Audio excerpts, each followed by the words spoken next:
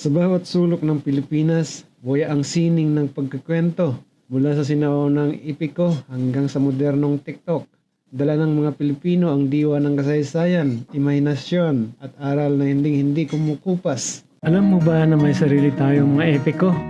Na mas mahaba pa kaysa Iliad at Odyssey ng Gracia, tulad ng Hudhud ng Ifugao at Larangan ng Maranao. Alamat at kwentong bayan.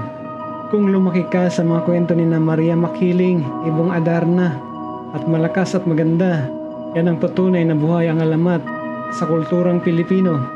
Ginagamit ito ng ating mga ninuno para ipaliwanag ang mga misteryo ng kalikasan.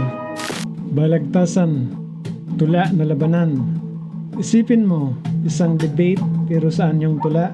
Yan ang balagtasan, isang natatanging paraan ng mga Pilipino sa pagkukwento at pagtatalo.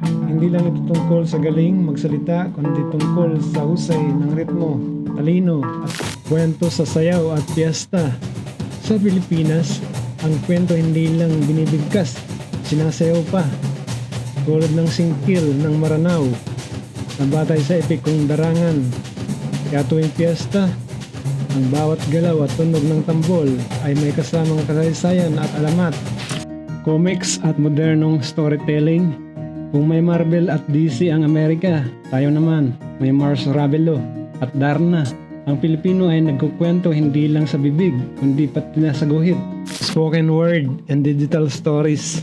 Ngayon, buhay pa rin ang sining ng pagkukwento, pero nasa ibang anyo. Sa spoken word, poetry, podcast at TikTok, nagiging makabagong boses ang kwento ng Pilipino. Mula noon hanggang ngayon, ang kwentong Pilipino ay patuloy na humuhubog sa ating pagkakakilanlan. Isang sining na walang hanggan at isang pamana na kailanman ay hindi mawawala. Don't forget to like, share, and subscribe Katalisikan Chronicles.